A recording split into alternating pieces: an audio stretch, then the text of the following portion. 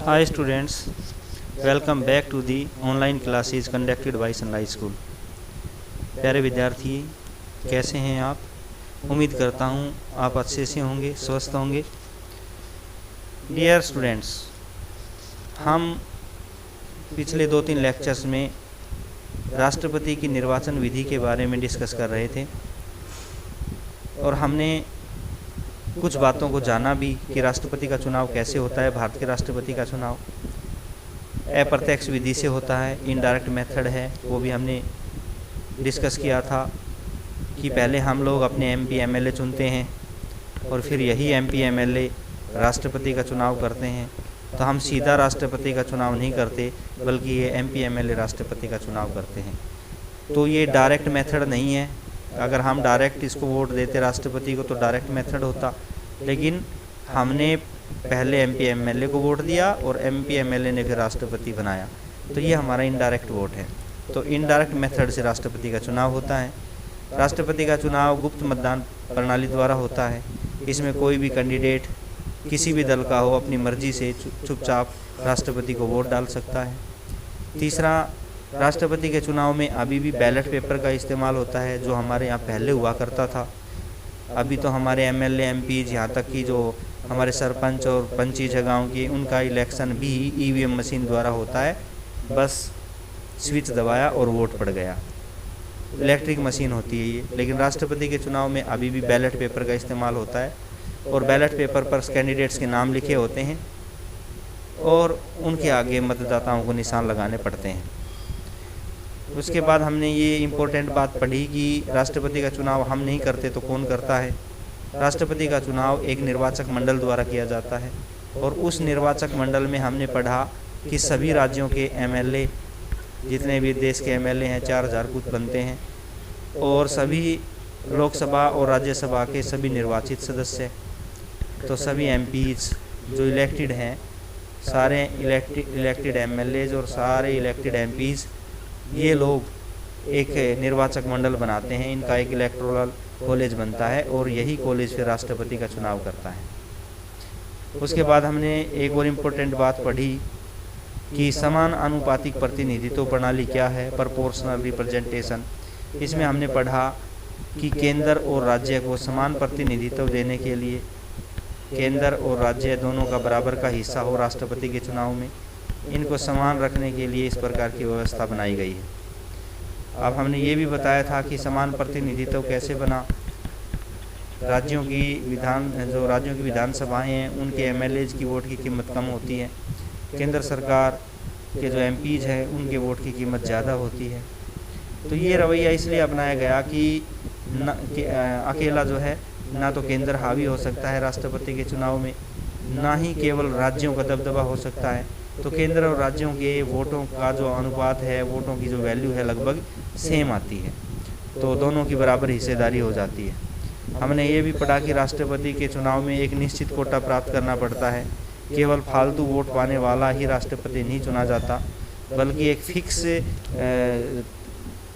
Note कर दिया जाएगा, लिख दिया जाएगा कि इतनी वोटें तो लेनी ही हैं। जिस भी कैंडिडेट को ये कोटा प्राप्त हो गया, इतनी वोटें प्राप्त हो गई, वो राष्ट्रपति के चुनाव में विजयी घोषित किया जाता है।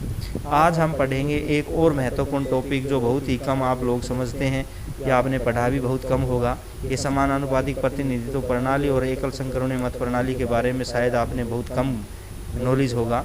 तो आज हम एकल संक्रमणीय मत प्रणाली के बारे में पढ़ेंगे, सिंगल ट्रांसफरेबल वोट सिस्टम। तो ये एकल संक्रमणीय मत प्रणाली क्या है, इसके बारे में आज हम डिस्कस करने जा रहे हैं। तो उम्मीद करता हूँ आप ध्यान से सुनेंगे। तो बेटे, एकल संक्रमणीय मत प्रणाली, सिंगल ट्रांसफरेबल वोट सिस्टम। जब भी आप एमएलए एमपी का या किसी भी सरपंच या पंचायत का चुनाव करते हैं, तो आप को केवल एक ही वोट डालने का अधिकार है। ओनली 1 वोट आप डाल सकते हैं।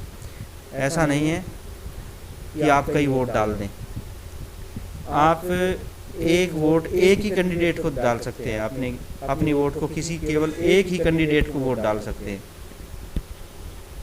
लेकिन राष्ट्रपति के चुनाव में जो मतदाता हैं, हमारे एमएलए और एमपी जो मतदाता हैं, वो वोट तो एक डालते हैं, लेकिन उसी वोट को प्रायोरिटी के आधार पर डालते हैं, मतलब उनको चॉइसेस पूछी जाती है, वोट उन्होंने सब कैंडिडेट्स को देना है। इसी को हम सिंगल ट्रांसफरेबल वोट बोलते हैं, क्योंकि इनका जो वोट है ना ट्रांसफ़र हो जाता है। उन्होंने पहले उम्मीदवार को वोट दिया, इसमें चॉइसेस पूछी जाती है। कल्पना कीजिए, suppose we have 3 candidates for the president election, ठीक है। 3 कैंडिडेट हैं हमारे सामने। पहला है, मान के चलो हम उदाहरण के तौर पर लेते हैं, रामनाथ कोविंद है। दूसरा हम लेते हैं मीरा कुमारी है। तीसरा हम लेते हैं गुलजारी लाल है। ये 3 कैंडिडेट हैं जो राष्ट्रपति का चुनाव कॉन्टेस्ट कर रहे हैं, चुनाव लड़ रहे हैं। 3 कैंडिडेट हैं हमारे पास, कैंडिडेट ए, कैंडिडेट बी और कैंडिडेट सी।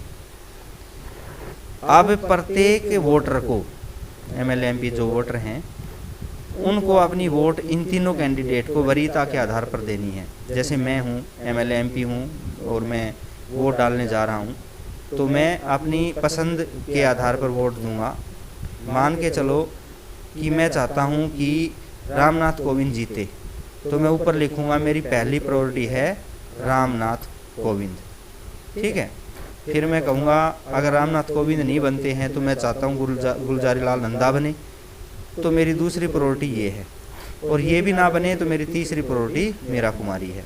हर वोटर इस प्रकार से अपनी चॉइसेस को सभी कैंडिडेट्स में बांटता है। ये कैंडिडेट चाहे कितने भी हों, फिर ये 10 कैंडिडेट होंगे तो उसको 10 चॉइसेस करनी पड़ेंगी आपकी, ठीक है। अगर डी कैंडिडेट है तो कहेगा कि भाई चौथी पसंद मेरी ये है, सी को चौथी पसंद किया मैंने, ई को, 5वीं डी को किया।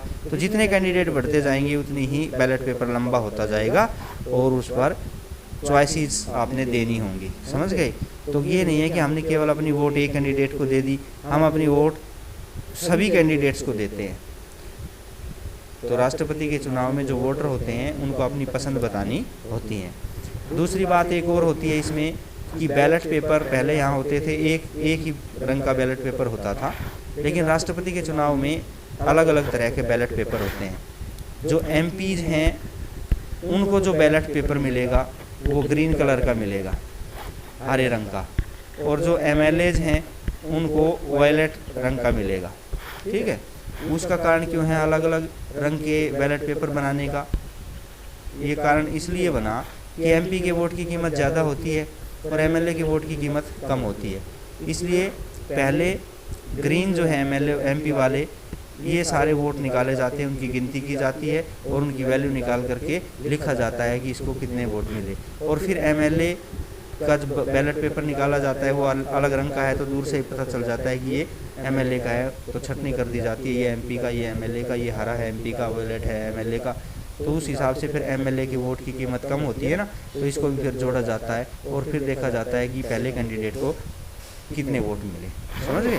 तो 2 रंगों का होता है बैलेट पेपर और मतदाता को बैलेट पेपर पर अपनी चॉइस लिखनी होती है। तो हम अब उदाहरण से लेते हैं, सपोज कीजिए राष्ट्रपति का चुनाव कैसे जीतते हैं, गिनती कैसे होती है। तो हम अब गिनती के बारे में पता करेंगे कि जो वोट की काउंटिंग कैसे होती है, वोट काउंटिंग राष्ट्रपति के चुनाव में अब वोट काउंटिंग कैसे होती है वो हम देखते हैं। सपोज हमारे यहाँ पर जो है 5000, आपने देखा था कि राष्ट्रपति के चुनाव में जो निश्चित कोटा है वो किस प्रकार प्राप्त किया जाता है कि राज्य की विधानसभाओं और सारे एमएलएज और एमपीज, मतलब एमएलएज और एमपीज के टोटल वोट की कीमत को 2 से भाग किया जाता है ना। वो हमने कल पढ़ा था, आपको ध्यान हो, पिछले लेक्चर में हमने पढ़ा था कि राष्ट्रपति के वो उसमें इलेक्शन में इनकी वोट की कीमत निकाली जाती है। और पिछले राष्ट्रपति चुनाव में हमने पढ़ा था कि टोटल वोटों की कीमत बनी थी 10,98,903। तो राष्ट्रपति चुनने के लिए इसका आधा प्राप्त करना पड़ता है। इसका आधा बना था हमारा भाग में, हमने इसको भाग किया था 10,98,903 को, तो 2 से भाग करने के बाद 1 इसमें जमा किया था, तो 5,49,453 जो है वोट एक कैंडिडेट को चाहिए थी। तो ये हमने पिछले इलेक्शन में पढ़ा था।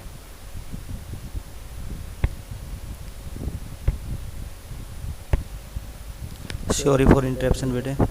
तो हम बता रहे थे कि एक निश्चित कोटा प्राप्त करना होता है राष्ट्रपति के इलेक्शन में। चलो एक उदाहरण से हम समझते हैं कि मानो कि 3 कैंडिडेट यहाँ पर चुनाव में मैदान में उतरे हुए हैं और हमारे पास एक कैंडिडेट, हमारे पास टोटल जो वोट हैं वो हैं, हम मानते हैं कि हमारे पास टोटल वोट 10 लाख है। ओके, 10 लाख वोट मान के चलते हैं हम टोटल। तो टोटल वोट है हमारे पास 10 लाख।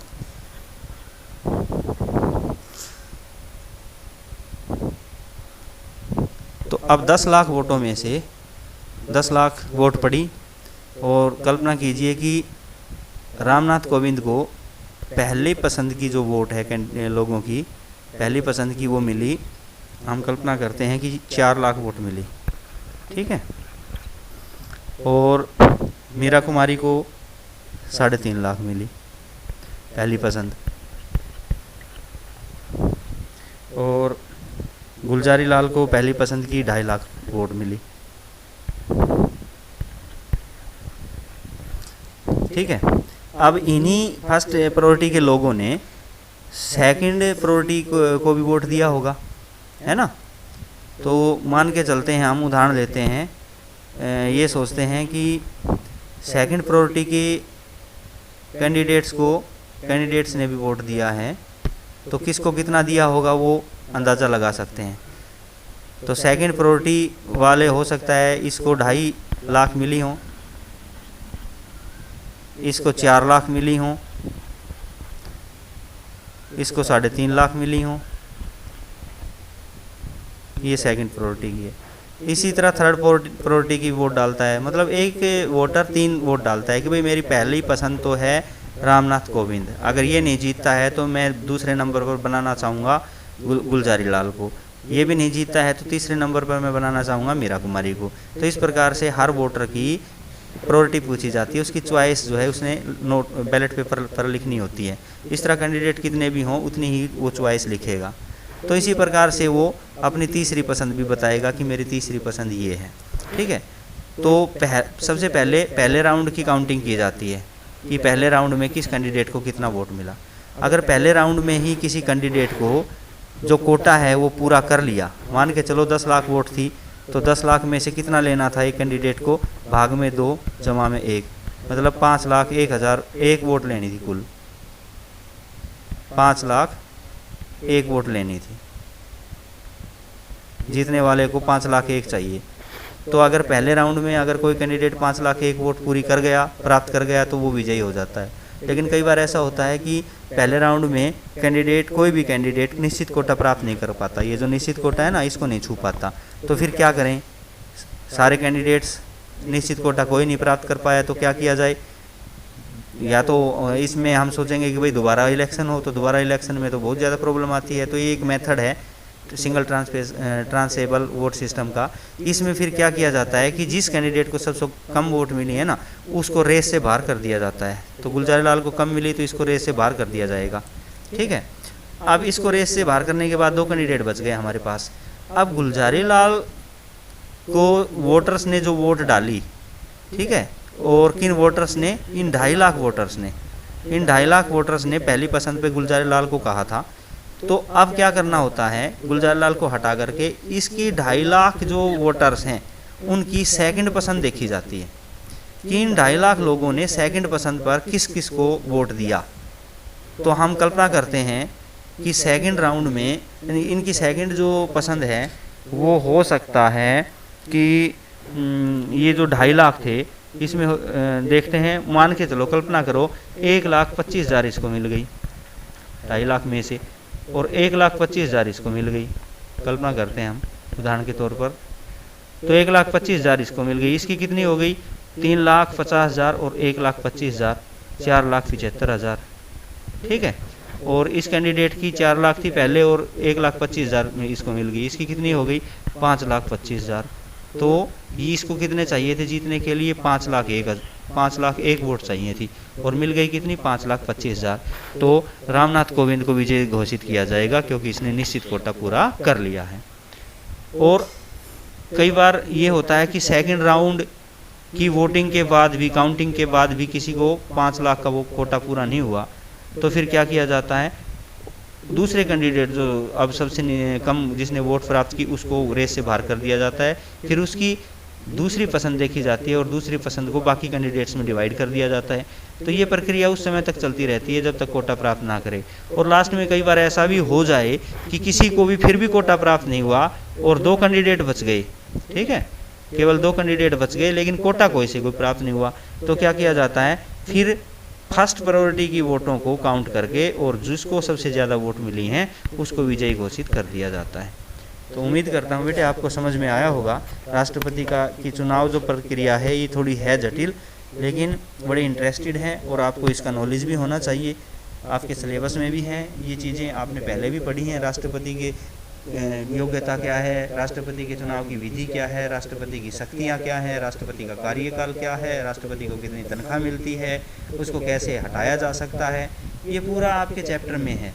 तो निर्वाचन के बारे में इतना डिटेल से शायद आपने कभी नहीं पढ़ा होगा, इसलिए मैंने सोचा कि थोड़ा निर्वाचन के बारे में अलग से आपको बता दिया जाए तो आपको थोड़ी अधिक जानकारी मिलेगी। तो आज के लिए बेटे इतना ही काफ़ी। Okay, bye.